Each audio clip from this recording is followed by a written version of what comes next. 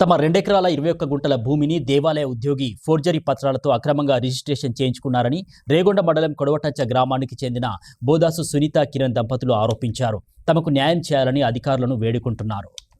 బాధితుల కథనం ప్రకారం 2020లో కొడవటంచ శ్రీ లక్ష్మీ నరసింహస్వామి సన్నిధికి చెందిన పురోహితుడు శ్రీనివాసాచార్యుల నుంచి 2 ఎకరాల 21 గుంటల భూమిని సాదా బైనామా ద్వారా కొనుగోలు చేశామని తెలిపారు. అయితే దేవాలయ ఉద్యోగి కొమ్మురాజుల రవీందర్ ఫోర్జరీ సంతకాలతో ఆ భూమిని అక్రమంగా రిజిస్ట్రేషన్ చేయించుకున్నారని వారు ఆరోపించారు. ఈ విషయంపై గ్రామ పెద్దల సమక్షంలో పంచాయతీ జరిగినప్పటికీ న్యాయం జరగలేదని, రెవెన్యూ పోలీసు అధికారులను ఆశ్రయించినా ఇప్పటి వరకు పరిష్కారం కాలేదని వాపోయాడు. అంతేకాకుండా తాము సాగు చేసిన పత్తి పంటపై గడ్డి మందు చల్లడంతో 2 ఎకరాల 21 గుంటల విస్తీర్ణంలోని పత్తి చేను పూర్తిగా ఎండిపోయి తీవ్ర ఆర్థిక నష్టం వాటిల్లిందని కిరణ్ ఆరోపించారు.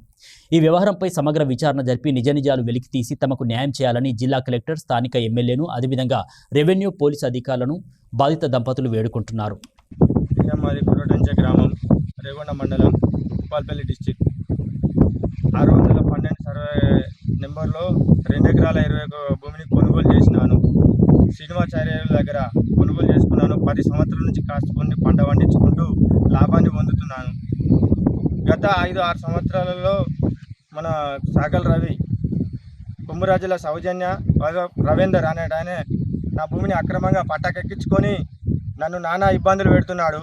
నన్ను సావగొడతానని బెదిరింపులకు గురి చేస్తూ ఈ పెద్ద మనిషి సమక్షంలో పంచాయతీ చేసుకున్నాను. ఆయన భూమి కాదని తేలినా కూడా గత 2 రోజుల ముందు గడ్డి మందు కొట్టి నా 2 ఎకరాల చేనును, 2 ఎకరాల 21 గుంట చేనును మొత్తం నాశనం చేసినాడు.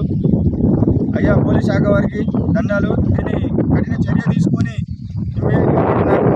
చర్య తీసుకోవాలి. అయ్యా, ఎమ్మెల్యే గారికి వందనాలు సార్. మేము ఎంఆర్ఓ గారికి, ఆర్డీఓ గారికి కంప్లైంట్ చేసిన అధికారులు కూడా ఎవరు పట్టించుకోవట్లేదు. సరే, తగిన చర్యలు తీసుకొని తనపై ఈ నా భూమి నాకు ఇప్పించగలరని కోరుకుంటున్నాను సార్.